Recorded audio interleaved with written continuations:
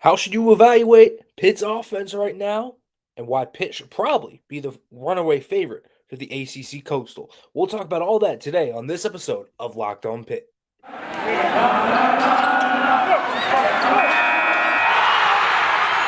You are Locked On Pitt, your daily podcast on the Pittsburgh Panthers, part of the Locked On Podcast Network, your team every day.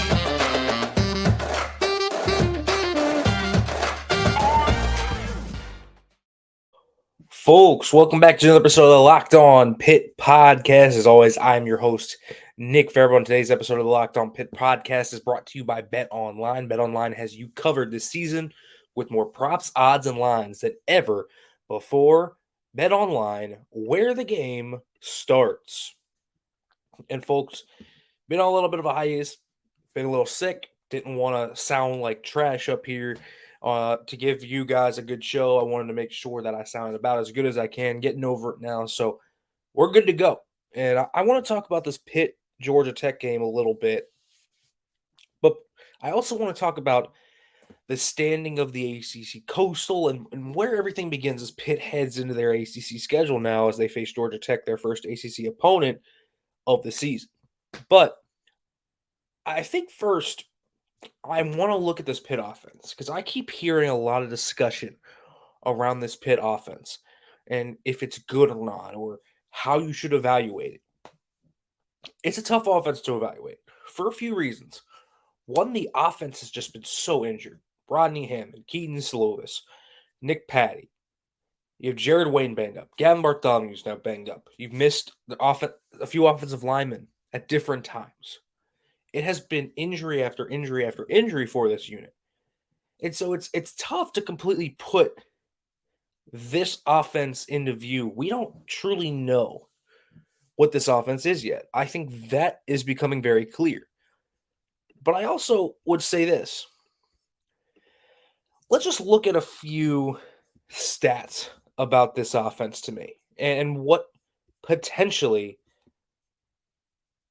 they show. First of all, I keep hearing that they're not an explosive offense. Folks, they have 28 explosive plays through 4 games, and only 6 of those came against Rhode Island. They're fine in the explosive play department. It's not Pickett to Addison. I understand it's not the outward flashiness that a Kenny Pickett-led offense had, but they're explosive, and they're explosive on the ground. They're explosive through the air. They've done it on both avenues. This team can be explosive and eat up chunks of yards and get after it. I think that has become very clear. I think it's become very evident very quickly that Pitt's offense can be explosive, and that's a good thing. You always want to have the explosive mode. It's cool to chain out 14-play drives that go for 8 minutes, and Pitt's done that, but it's even better when you can score quickly and you can come back from 14 points in 10 minutes. And that's what Pitt can do. They can score on any play because they have proven that they are explosive. 28 plays of 15 or more yards through 4 games is a good number. That's a really good number for Pitt. So I think that's a really promising one. A less promising one that I would point out, 97th in red zone efficiency. They only score on about 77.8% of their red zone offense. And on even less than that, they only score on about 48% of them touchdown-wise, which is not great. That both ranks in the 90s in the NCAA right now. So that is something you want to see get up. So here's the thing. There's 2 things that are really good. They're explosive, but also they aren't necessarily converting in the red zone. Now, some of those missed field goals have contributed to that number, but the touchdowns need to come better too. They need better short yardage play calling. They need better short yardage conversion rates in the red zone. There's no doubt about it. When the short yardage areas get tough, Pitt has to be better there. I will say this. They've run the football a ton in this early arena thus far. They ran it a lot against Tennessee because of the Kedon Slovis injury in the second half specifically. They ran it a lot. They ran a lot against Western Michigan. They ran it a lot against Rhode Island. Those game plans had a specific game plan to get out of those games with wins and make it not appear that flashy. And it wasn't that flashy. Let's be real. It wasn't that flashy. But they did a nice job and they won with those game plans. Now, I don't think they can beat these ACC teams with that game plan. And there are certain ACC teams that they might be able to beat. Georgia Tech is one of them. We'll talk about that in another episode tomorrow about Georgia Tech and why Pitt's probably going to go into a similar game plan that they've worked the past 2 weeks against Georgia Tech. But they've run the ball well. They've run it with efficiency. Izzy Abanikanda has been great, and the offensive line's been run blocking at a pretty high level. So they've been able to run the ball really well and really efficiently. And I think that's been the big thing thus far for me is, well, the rushing offense for Pitt has just been really efficient. And you look at their rushing attempts, they average 42 rushing attempts. That's 19th in the nation, folks. I mean, that is up there in the tops of Power 5 teams. You look at Power 5 teams that are above them, you have Minnesota, Ole Miss, Illinois, and that's it outside of Kansas State and Baylor. So Pitt's in the top 10 for Power 5 teams in terms of rush attempts. They had 50 against Rhode Island, of course. And that is another thing. That's 2 straight games now where they've had 50 and 50. 50 rush attempts. So that's a lot of rushing attempts in your last 2 games. It's 100 rushing attempts for Pitt in the last 2 games. So they've really racked that up. But it's not going to be that stark when you put it in the West Virginia and Tennessee contexts, because you look at those contexts and you say, well, different game plans are going to require different things. Now, they tried to run the football a lot against West Virginia. They realized that wasn't going to work. So they went to a more spread out passing offense. They carried that into week 2 against Tennessee. I think that this is an offense that has many different modes. And I largely believe that. And I keep hearing a lot of criticism for Frank Cignetti. I think he's done a really nice job, to be quite honest with you. I think he's put his players in positions to win with the personnel they have against the opponents they have. Against Western Michigan and Rhode Island, running the football was probably the best option. You didn't need to air the ball out. Against Tennessee, you needed to air the ball out. So they did air the ball out. Against West Virginia, you're kind of learning your team. You thought you could run the football, but the front of West Virginia was really good, and so they stifled you. And so you stood up and said, okay, we got to throw the football more. We will. And so they did. I think that's been one of the cool things about Frank Cignetti is that he's been really doing a nice job of adjusting in game when he's needed to. Whatever needs to change, he has done well. He adjusted at halftime, obviously, to try to get Nick Patty in a rhythm, and then they just had to run the football because Patty ended up getting injured, but they were starting to open it up a little bit there too. We've seen them in different modes. I'm not sure we're going to learn a ton about them this week because Georgia Tech is a horrific run defense. But listen, Frank Cignetti's been a solid play caller thus far. The Rhode Island game, you don't even need to throw into the bucket. I don't care that he called a million bubble screens. That was clearly a scrimmage-like environment for them, and they didn't need to air the ball out a ton. That wasn't what they were looking for at that time, and that's okay. Against Western Michigan, they were with a third-string quarterback. And when the third-string quarterback was allowed to throw the football, it accentuated his strengths, which were his downfield passing. I thought that was great. I think he's just done a nice job of building around his players and giving them opportunities to win where they win best. And I think that's been a really good sign for Pitt moving forward.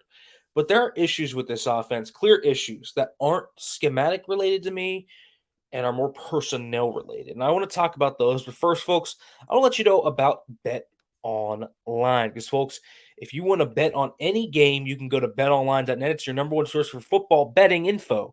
This season, you can find all the latest player developments, team matchups, news, podcasts, and in-depth articles and analysis on every game you can find. And, folks, as always, BetOnline continues to be your continued source for all your sport wagering information with live betting and up-to-minute scores for every sport out there. That line for Pitt, Georgia Tech, up to 24 points. Put down money if you think Pitt can cover that spread. It's the fastest and easiest way to check in on all your favorite games, events, including the MLB, MMA, boxing, golf, football, whatever you may want. Head to betonline.net and use your mobile device to learn more. BetOnline, where the game starts.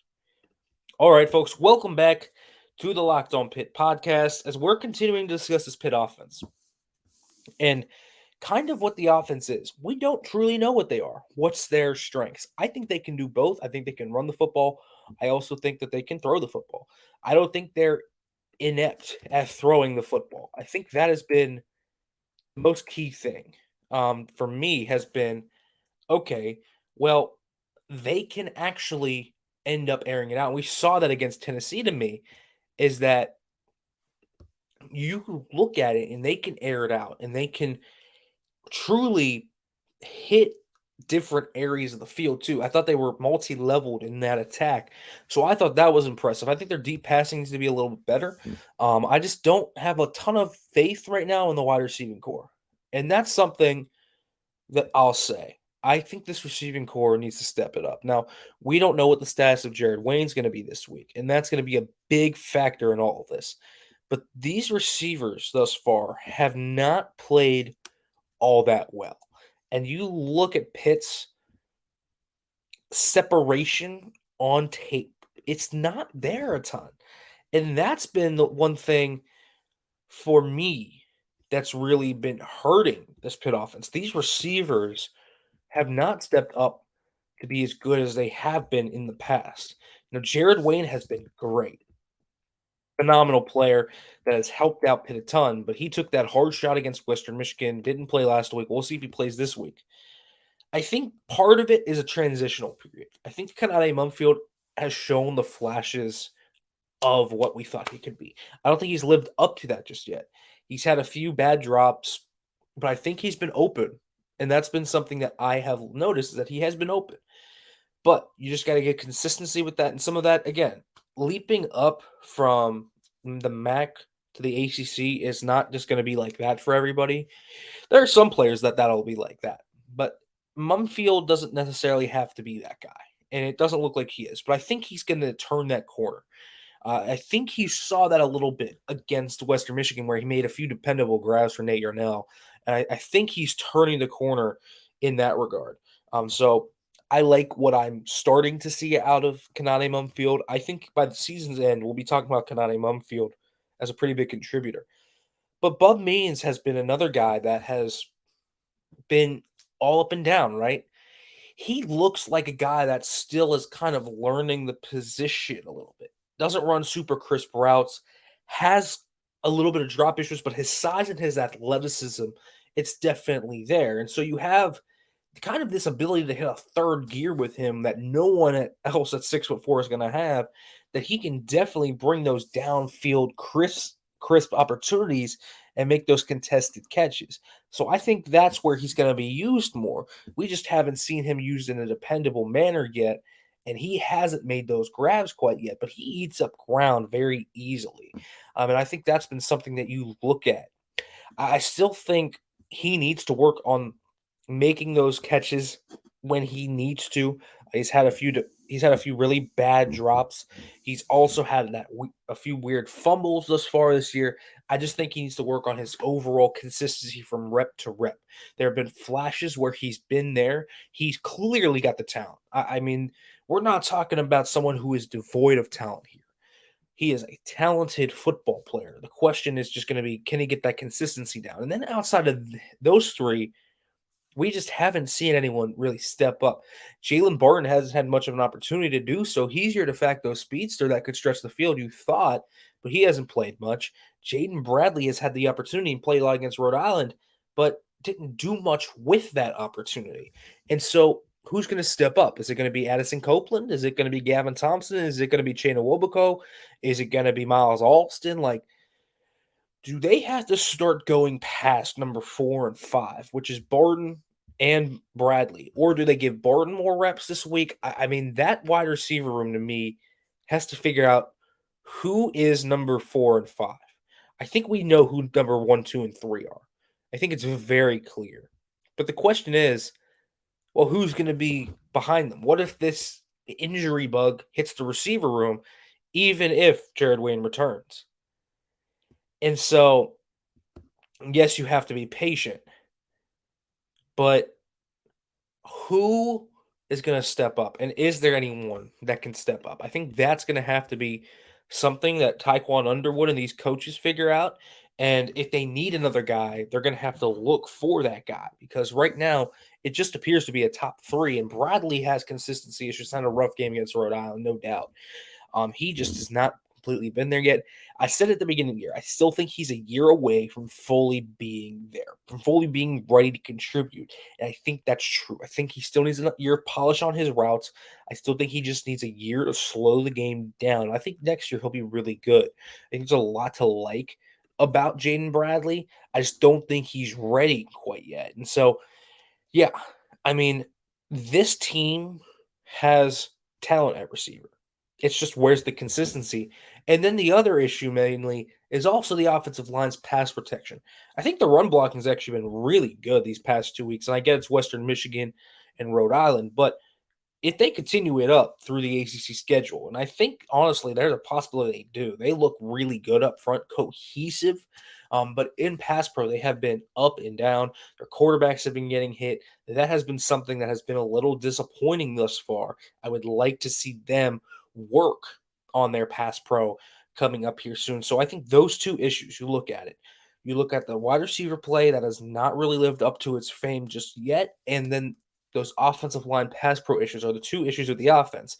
But this offense still looks pretty good, and they have multiple modes, and I think they're going to end up being a pretty good offense. I just think they're starting to get into a well-oiled type of mood because they've had so many injuries, and regardless of the injuries, they had a lot of new parts coming in anyways. So I think they just kind of need to work out those kinks. But now I want to transition over to why Pitt should probably be the favorite in the ACC Coastal right now when you look at what everything is going on right now around the division. But first, folks, we're going to take a quick break.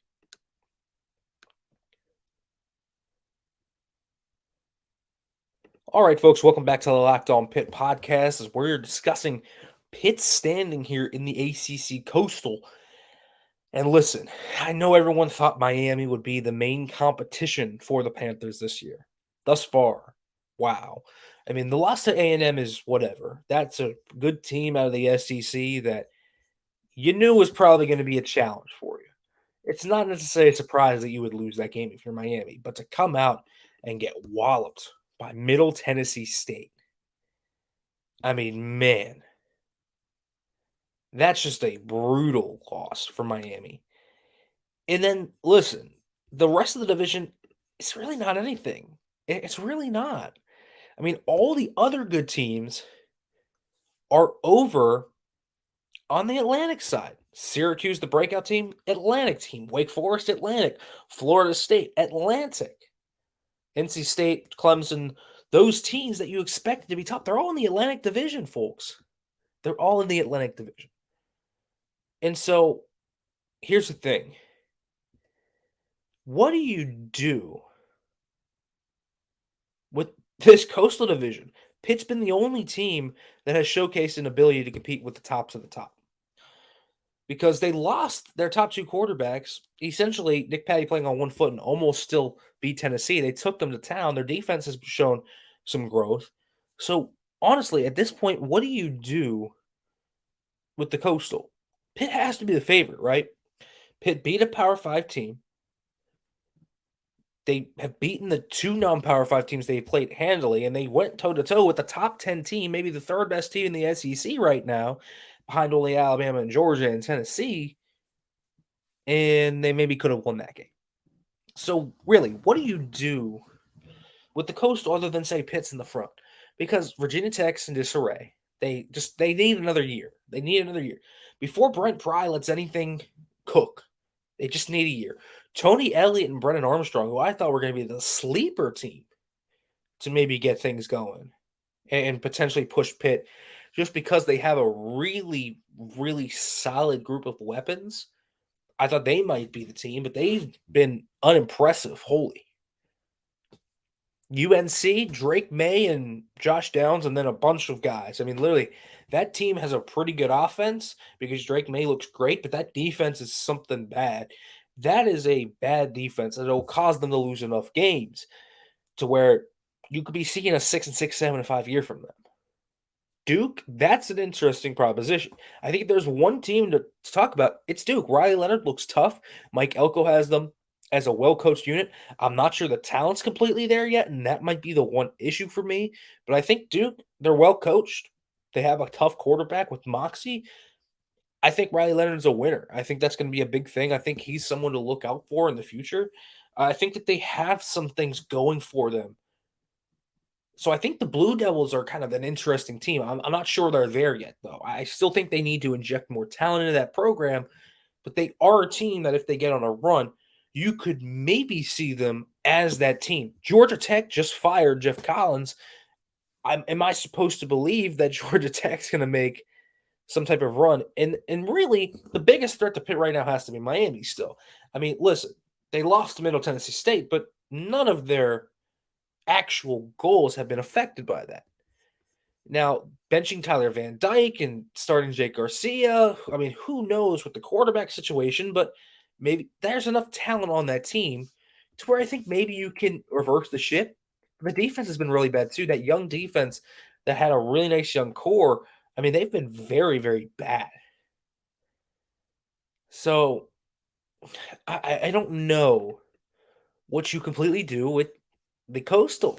Pitt just looks like the team by far to me that is the most consistent, maybe the most talented, and has the most upside of getting better. Pitt does not look like a team that has peaked. That's a good thing for Pitt. All the other teams in the Atlantic are the threats, but they're in the Atlantic. So Pitt only has to win the Coastal in order to make it to Charlotte.